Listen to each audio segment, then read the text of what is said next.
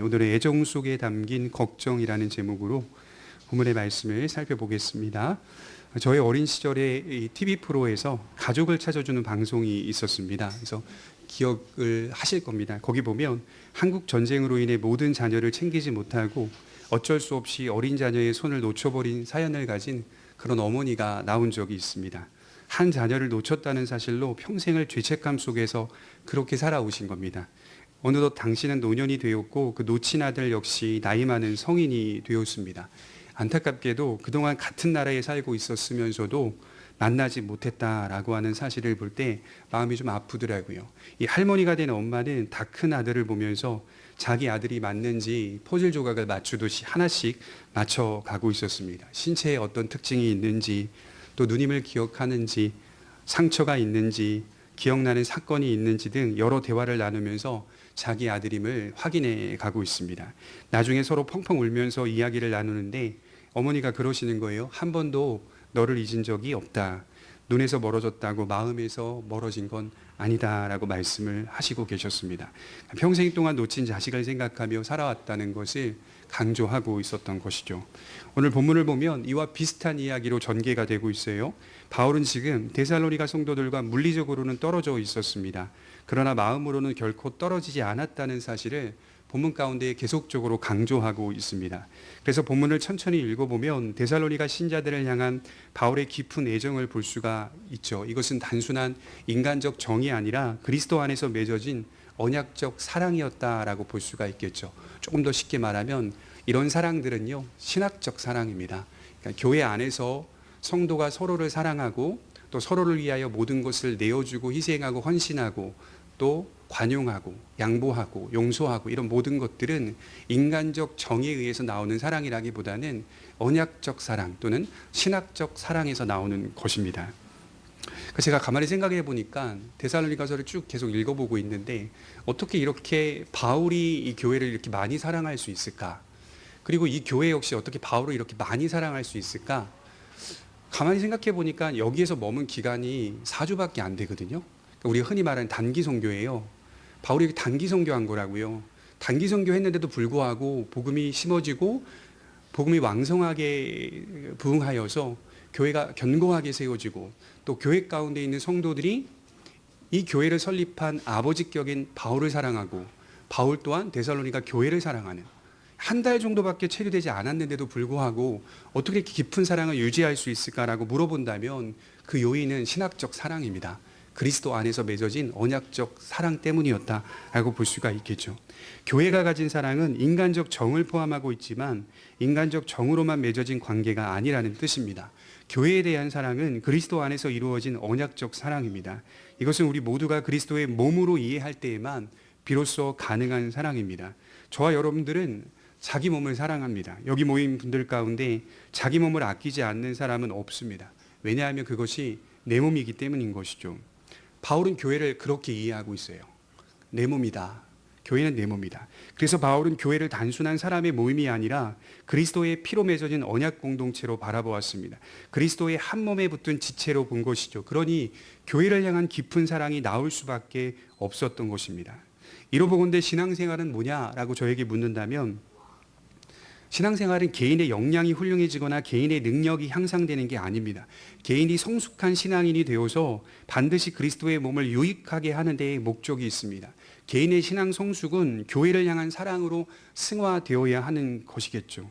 신약 성경을 자세히 읽어보시면 금세 눈치챌 수 있는 것은 모든 하나님의 말씀의 방향이 개인을 넘어서서 교회로 향하고 있다는 것을 볼 수가 있습니다. 그래서 전도서 1장 7절에 보면 모든 강물은 다 바다로 흐르되 이런 말씀들이 있어요. 강물이 바다로 흘러가서 모이듯이 우리 개인의 신앙이 교회라는 바다로 모이게 되어 있습니다. 그래서 개인의 믿음이 좋아지면 공동체가 유익해지는 것이 성경적 교회의 특징입니다. 그래서 우리가 믿음 생활하면서 주의해야 할 것은 교회론을 간과해서는 안 됩니다. 주로 신자들이 많이 묵상하고 공부하는 게 종말론이거든요. 종말론이 아니면 구원론이거든요. 그런데 교회론 없이는 종말론과 구원론이 없습니다. 어떻게 보면 제일 중요한 것이 성경에서는 교회론이라고 볼 수가 있어요. 신약 성경 전체가 다 교회에게 보내는 편지이기 때문입니다. 주로 종말론을 많이 생각하는데 사실 종말론보다 더 중요한 게 교회론입니다. 교회 공동체를 그리스도 안에서 세워갈 때 즐거운 종말을, 즐거운 구원을 인식하게 된다라고 바울이 이야기하고 있어요. 만일 우리가 교회를 포기하면 그리스도의 강림도 제대로 이해될 수가 없다라고 말씀을 하고 있습니다. 그런 맥락으로 우리가 첫 번째로 살펴볼 것은 떠나 있는 것에 대한 바울의 걱정이 보입니다. 우리 17절에 보시면 본문 2장 17절입니다. 형제들아 우리가 잠시 너희를 떠난 것은 얼굴이요 마음은 아니니 너희 얼굴 보기를 열정으로 더욱 힘썼노라. 그러므로 나 바울은 한 번 두 번 너희에게 가고자 하였으나 사탄이 우리를 막았도다. 바울은 지금 떠나 있으면서 깊은 애정 가운데 그들을 걱정하고 있습니다. 자세히 읽어보시면 떠나 있지만 마음은 항상 거기에 있다는 사실을 지나칠 정도로 강조하고 있어요. 상상을 해보고 또 이것을 이미지화 해보니까 이런 것 같아요. 이것은 마치 애정어린 눈으로 어린 자녀에게 말을 거는 어머니처럼 그렇게 사랑을 재차 확인시켜주는 말씀입니다. 이렇게 말할 수밖에 없는 어떤 필요성을 바울이 지금 느끼고 있는 거죠. 우리가 배웠듯이 사도행전 17장에서 데살로니가 교회의 첫 핍박이 일어나는 장면이 기록되어 있죠. 유대인들의 시기로 인하여 큰 소동이 일어나고 이들은 저자의 어떤 불량한 사람들을 데리고 때를 지어 소란을 일으킵니다. 당시에 회심하여 교회로 사용되었던 야손의 집에 침입하여 바울과 그의 무리를 막 찼습니다. 하지만 바울은 이미 형제들의 도움으로 몸을 피한 상태였습니다. 그들은 야손과 여러 사람들을 체포하였고 나중에는 보석금을 받고 풀어주었다. 이렇게 사도행전 17장은 기록하고 있어요. 밤중에 바울과 실라 디모다는 베레아로 이동을 하게 되고 얼마 있은 후에 아덴에서 고린도로 넘어오게 됩니다. 중요한 건 뭐냐면 데살로니가의 박해가 끝나지 않았다는 사실이죠. 초기 박해를 시작으로 바울이 이 편지를 쓰고 있는 지금까지도 박해는 계속적으로 그 도시 가운데 넘쳐 흐르고 있었습니다. 바로 그런 시점에 데살로니가 교회 공동체 가운데 스물스물 일어나는 의심이 하나 있었는데 바울의 진정성, 바울의 사랑에 대한 의문을 제기하는 사람들이 생겨납니다. 뭐라고 말했겠어요? 바울이 우리를 버렸다. 아버지가 자녀를 버린 것처럼 바울이 우리를 버렸다라고 생각한 겁니다. 생각을 해보니까요, 그도 그럴 것이 어찌 보면 데살로니가 교회 성도들은 초신자입니다. 충분히 그런 생각을 할 수 있는 초신자입니다. 그들 가운데 성숙한 신앙인도 있었으나 많은 경우에 초신자의 마음이 아니었을까 하는 그런 생각도 듭니다. 바울은 편지로 그렇지 않다는 사실을 구체적으로 설명하고 있어요. 사랑한다는 표현을 사용하는 것으로 끝내지 않고 내가 다시 너희에게로 돌아가서 너희 얼굴 보기 위해 열정적으로 더욱 힘썼다는 것을 17절에 말씀하고 있습니다. 그러나 결국에는 가지 못했다. 그리스도 안에서 주어지는 사랑은 식지 않았다라는 사실을 재차 강조하고 있습니다. 여기 열정이라는 단어 보시면요, 스푸디조인데요, 동요함 없이 반복적으로 계속적으로 도전했다는 뜻입니다. 그들의 얼굴을 보기 위해서, 박해받고 있는 신자들을 다시 만나기 위해, 되돌아가기 위해 여러 번 노력했다. 힘을 썼으나 그게 되지 않았다라는 사실을 이야기하고 있어요. 전 이걸 보면서요, 바울의 목회관을 정의해 보았어요. 그리스도의 교회를 단순한 사역의 대상으로 보지 않았다는 사실이죠. 바울은 교회를 인간적 성취의 장으로 보지 않았습니다. 바울은 사역을 비즈니스로 보지 않았습니다. 인간이 경영하여 이익을 만들어내고 성과를 내는 집단이 교회가 아니었다는 것입니다. 그는 교회를 어떻게 보았을까요? 그리스도의 신부로 보았습니다. 하나님이 행하신 구원의 열매들로 보았습니다. 교회는 숫자로 계산되는 곳이 아니고 교회는 성과를 내는 것도 아닙니다. 교회는 세상적 성공의 잣대를 들이미는 공동체가 아닙니다. 교회는 복음 안에서 말씀과 기도로 하나님께 항상 연결된 신앙의 공동체로 본 것이죠. 그리스도의 강림을 대망하고 기다리는 그리스도의 신부들로 구성된 사람들이 바로 교회입니다. 그래서 바울에게는 어떤 게 없냐면 인간적인 욕심이 없습니다. 성취에 대한 이해도 없습니다. 오히려 교회를 갈 때마다 바울이 말하는 것은 우리가 이 보배를 질그릇 속에 담았노니, 이렇게 말을 하고 있어요. 이는 능력이 심히 큰 것은 우리에게 있지 아니하고 하나님께 있도다, 이렇게 말을 합니다. 나는 쓰이고 있지만 질그릇일 뿐이고 우리 모두는 다 질그릇 속에 담긴 보배를 갖고 복음을 갖고 살아가는 존재일 뿐이다. 자신은 그저 하나님께서 사용하시는 그릇이라고 이해했습니다. 자신을 통해 죄인들을 부르시고 구원하신다는 이해만 있을 뿐이었습니다. 나아가 하나님께서 자신을 사용하듯이 데살로니가 신자들을 사용하시고 우리 모두를 사용하셔서 이 복된 사역에 동참하게 하신다는 그 관심만 가득했던 것입니다. 그래서 바울의 모든 사역은 그리스도 안에 있는 존재를 사랑하는 사역으로 점철되어 있습니다.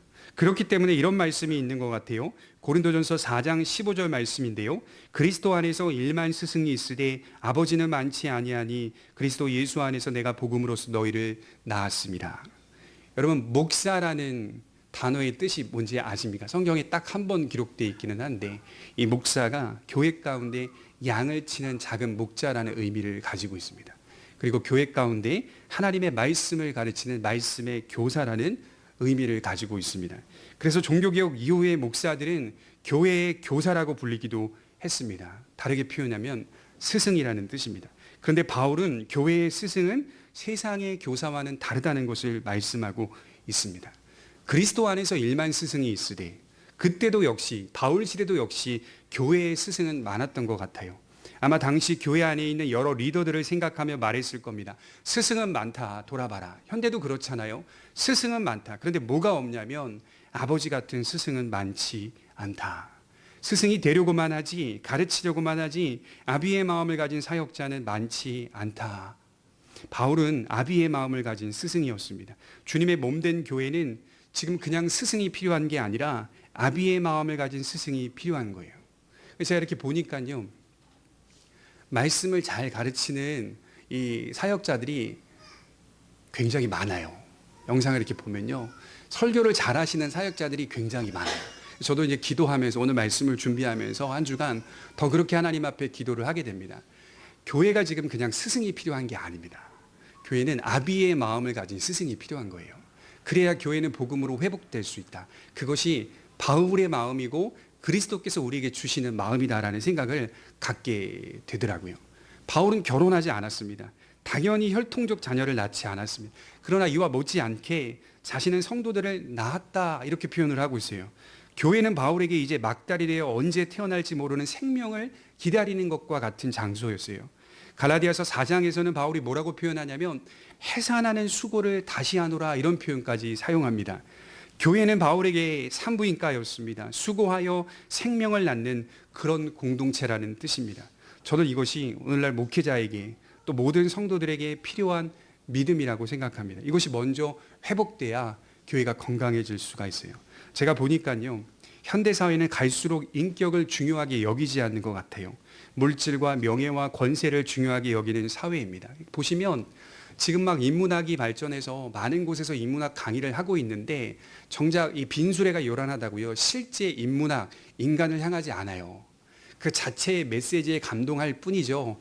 진짜 인간 속에 들어와서 인간을 향하고 존재를 아끼지 않아요. 존재를 지향하지 않고 무엇을 지향합니까? 제가 볼 때는 과학과 기술을 지향합니다.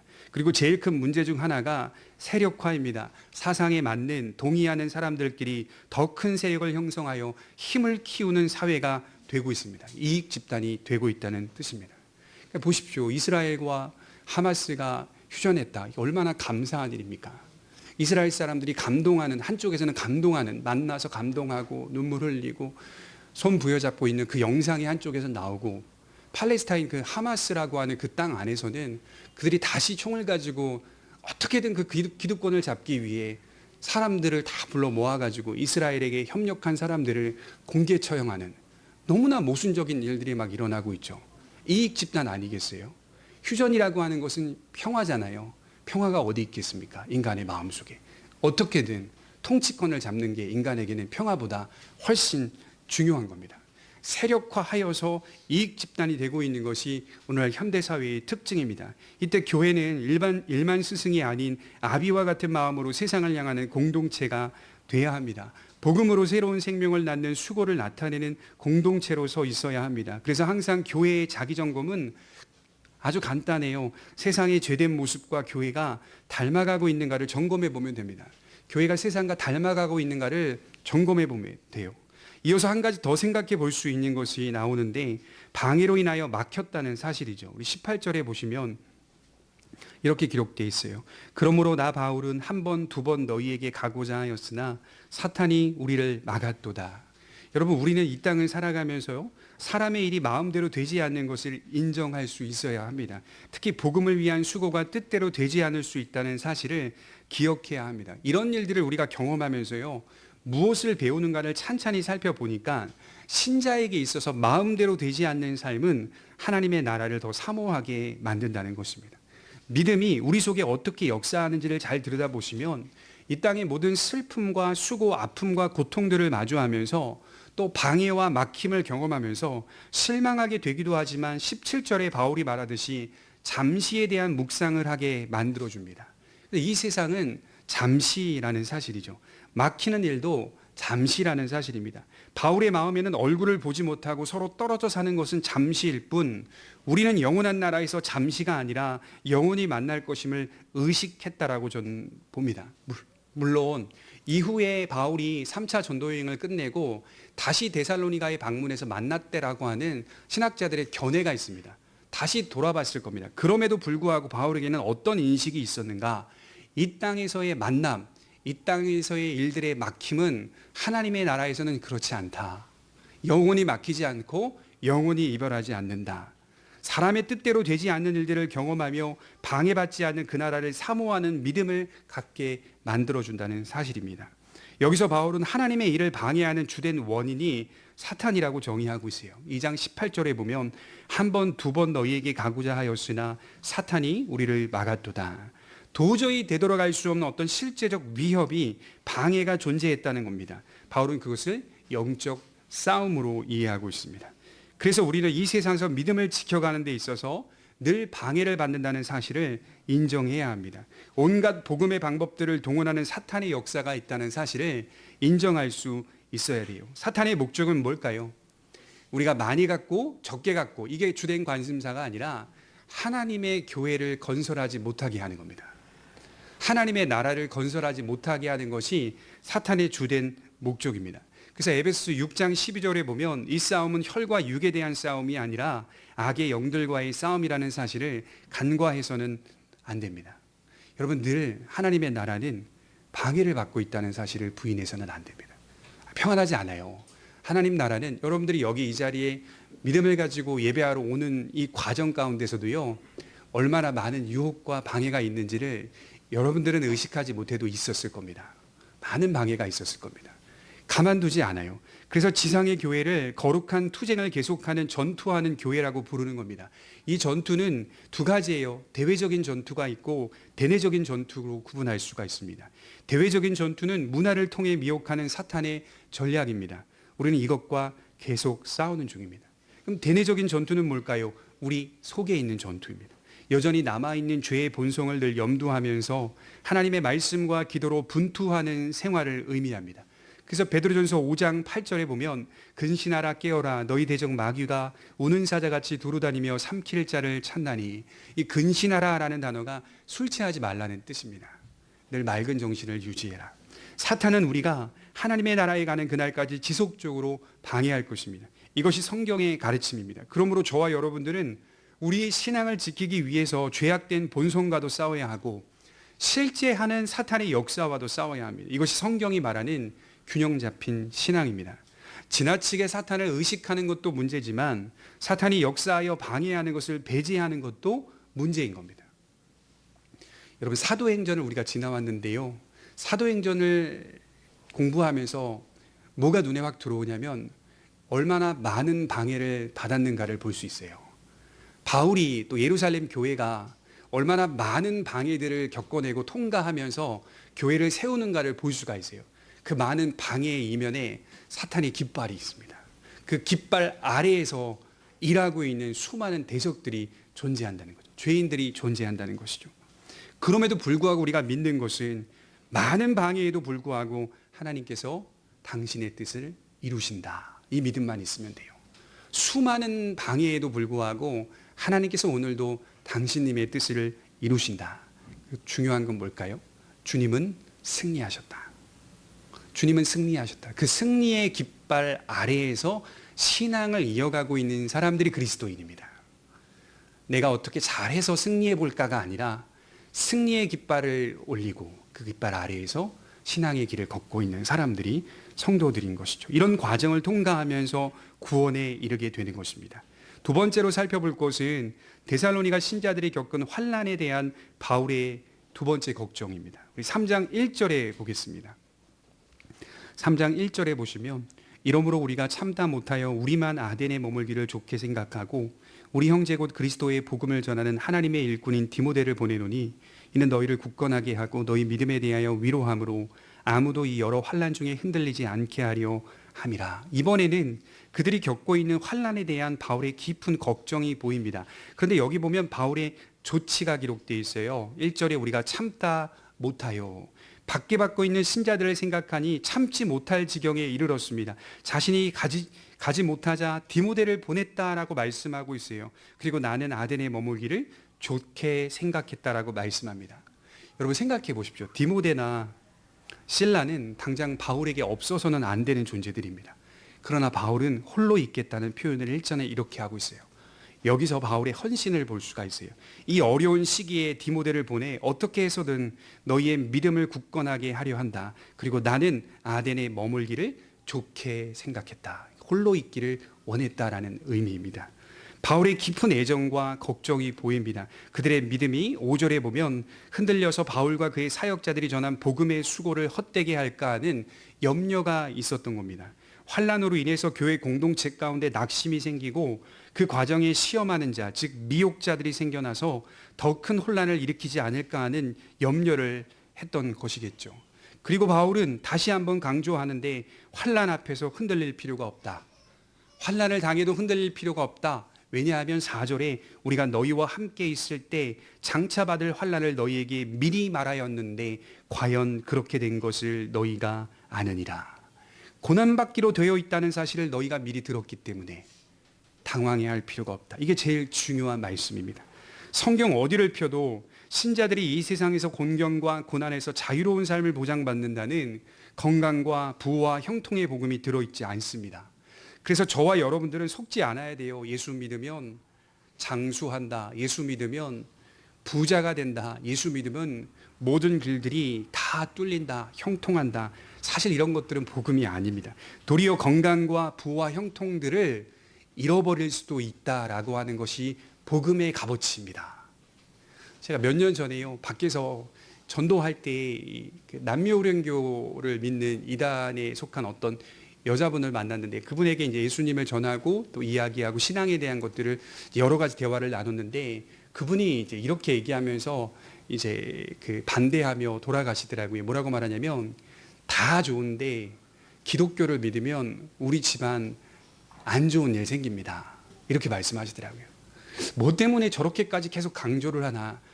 불교도 믿고 캐톨릭도 믿고 다 바꿀 수 있는데 기독교는 안 됩니다. 기독교만 믿으면 저희 집에 안 좋은 일 일어납니다. 그래서 제가 그렇게 말씀을 드렸어요. 안 좋은 일이 아니다. 그게 좋은 일이다. 그게 복된 일이 될 수 있다. 하나님께서 생명을 주시고자 하는 그 일들에 수많은 방해가 있고 이해할 수 없는 일들이 일어날 수 있다. 이렇게 이야기해도요. 그 안 좋은 일 생긴다라는 것 때문에 돌아가더라고요. 여러분 어떤 사람들은 정말 수많은 환난과 고난을 통과하며 생명을 잃지 않고 나아갑니다.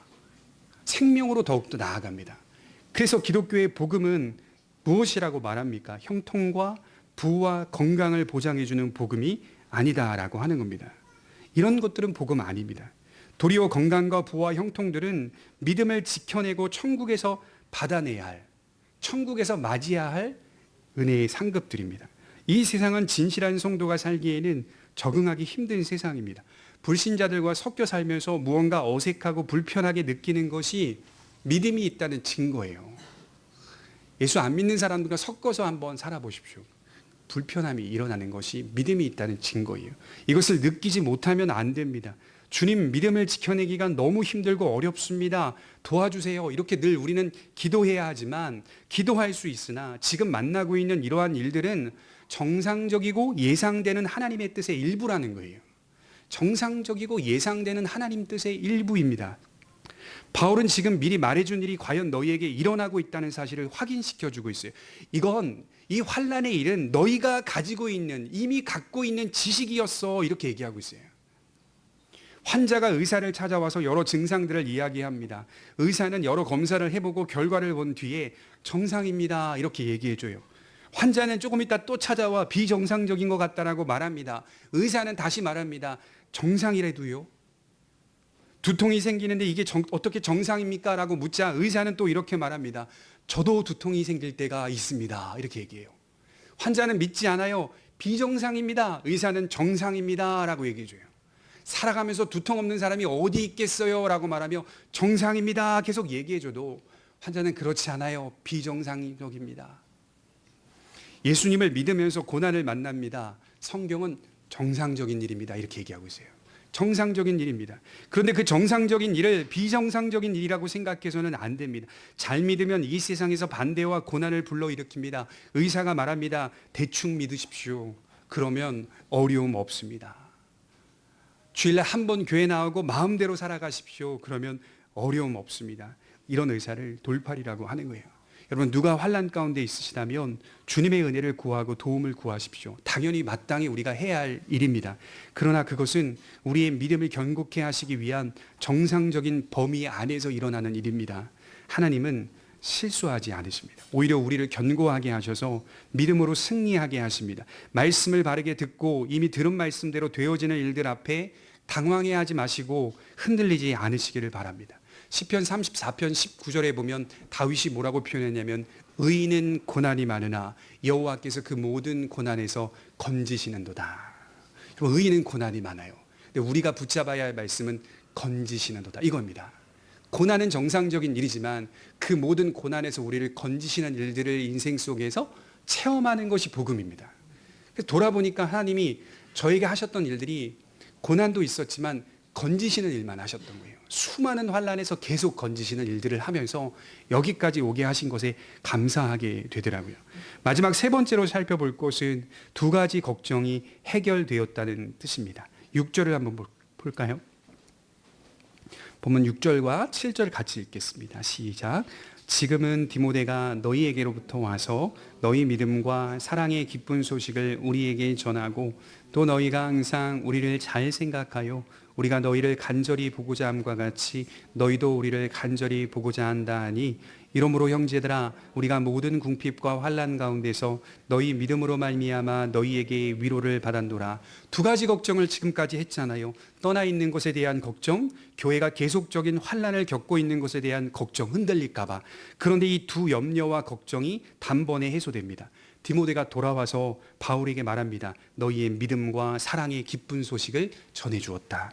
너희를 향한 나의 모든 염려와 걱정들이 얼마나 부족한 믿음에서 나온 것인지를 깨닫게 되었다는 뜻입니다.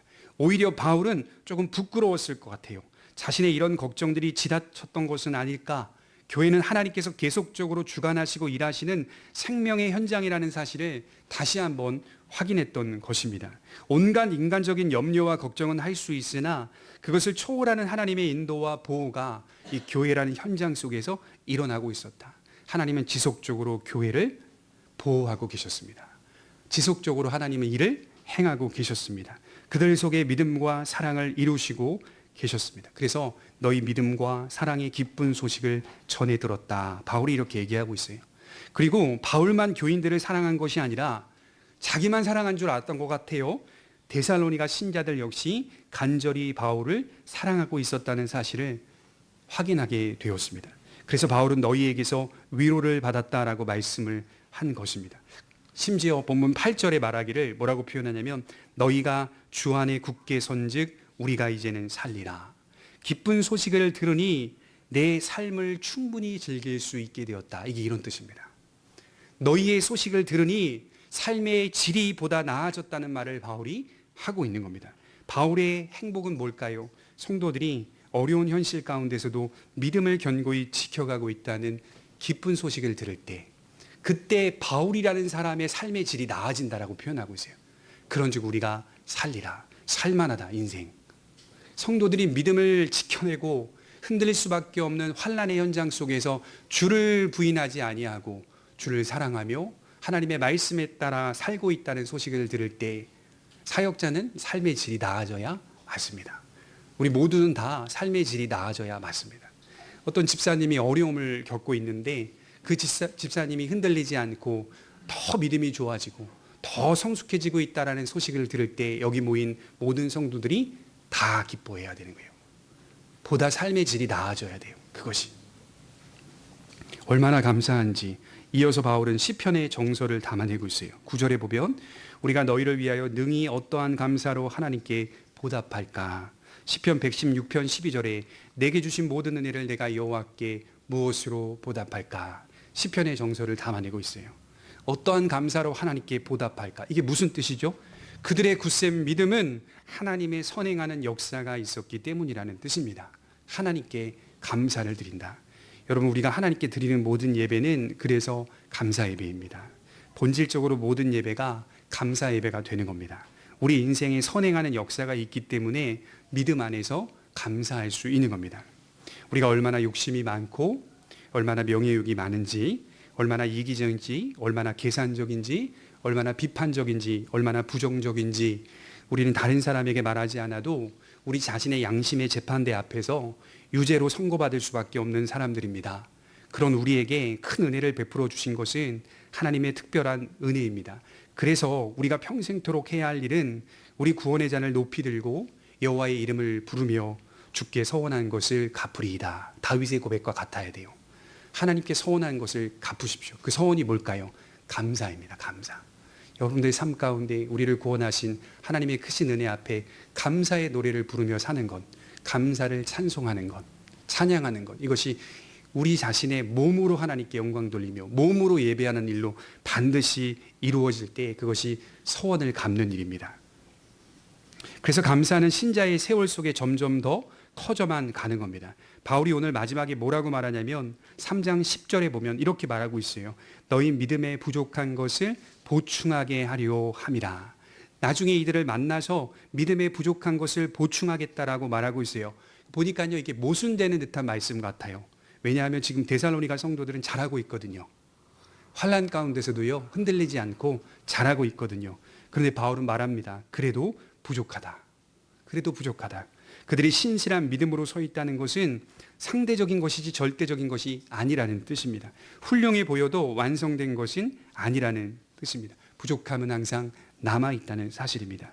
그래서 성령님은 우리 속에서 스승이 되셔서 또 아버지가 되셔서 잠깐 동안만 인도하는 자가 아닌 시작된 믿음을 완성시키는 분으로, 부족한 믿음을 완성시키는 분으로 여전히 우리 가운데 역사하고 계십니다.